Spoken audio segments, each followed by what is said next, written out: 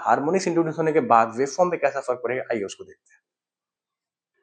तो आइए, अभी अगर मैं बात करूं कि मैं बोलूं कि जो ओरिजिनल वेव था ना उसमें थर्ड हार्मोनिक्स इंजेक्ट हो गया है, थर्ड हार्मोनिक्स आ गया है। तो अगर थर्ड हार्मोनिक्स आ गया है तो उसका कहने का क्या मतलब है? देखो, थर्ड हार्मोनिक्स कहने का मतलब है ओरिजिनल वेवफॉर्म था उसका किस फ्रीक्वेंसी पे वो साइकिल कर रहा था, 50 हर्ट्ज पे। थर्ड हार्मोनिक्स कहने का मतलब ये हुआ कि वो 3f फ्रीक्वेंसी से उसका जितना मैग्नीट्यूड है उतना बाई 3 मैग्नीट्यूड का एक वेवफॉर्म अलग से ऐड हो जाएगा।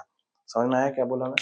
कि ये मान लो 50 हर्ट्ज का है, अगर आप मैं बोल रहा हूँ कि थर्ड हार्मोनिक्स इंट्रोड्यूस हुआ है, इसका मतलब 150 हर्ट्ज से एक और वेव ऐड होने वाली है इसी वेव फॉर्म में, जो इसके ओरिएंटेशन को बदल देगी। अब 3 फ्रीक्वेंसी का देख लो, ये 3 साइकिल का हमने एक और वेव फॉर्म बना दिया। इसका मैग्नीट्यूड कितना होगा? जितना इसका मैग्नीट्यूड है उतना बाई थर्ड का। ठीक है। अब चूंकि ये ओरिजिनल वेवफॉर्म था जो पहले मस्त मजा से चल रहा था, जैसे ही आपने उस लोड को इंट्रोड्यूस किया उसके वजह से क्या आया? हार्मोनिक्स आया, मतलब एक एक्स्ट्रा करंट आया।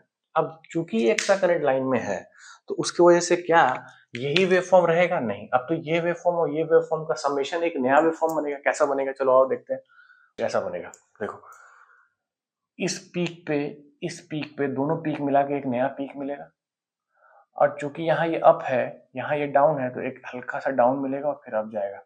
इसको बोलते हैं पीकी पीकी वेव, नाम से ऐसा समझ लो, पीकी वेव मिलेगा। तुम देखो अभी यहाँ पे मैं चला रहा हूँ सेकेंडरी करंट का रनिंग आर्किंग में, देख रहे हो कुछ ऐसा वेव फॉर्म ही मिल रहा है, कुछ ऐसा वेव फॉर्म ही मिल रहा है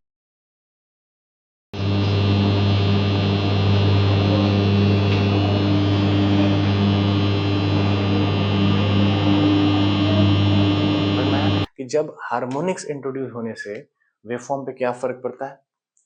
अब इस वेवफॉर्म की वजह से सिस्टम पे क्या फर्क पड़ता है, अगर आपको ये जानना है तो उसके लिए आप जरूर कमेंट करें ताकि मैं इसका नेक्स्ट पार्ट बना सकूं। फिलहाल के लिए आपको इतना समझ में आया कि आर्क फर्नेस में हार्मोनिक्स इंट्रोड्यूस होता है, किसमें? करंट या वोल्टेज में? वोल्टेज में, क्योंकि सप्लाई तो आपने दिया एसी, 3 फेज एसी सप्लाई आपको इलेक्ट्रोड में दिया, बट जो करंट जनरेट हुआ क्या वो एसी नेचर हुआ? नहीं। किसके वजह से? लोड अनबैलेंस होने की वजह से। अंडरस्टूड? आई होप आपको समझ में आया हो कि हार्मोनिक्स इंट्रोड्यूस कैसे होता है इलेक्ट्रिक आर्क फर्नेस में, किस तरह का नेचर होता है, और नेचर आपने हमको दिखा दिया। ठीक है, तब तक के लिए बने रहिए चैनल में। बाय।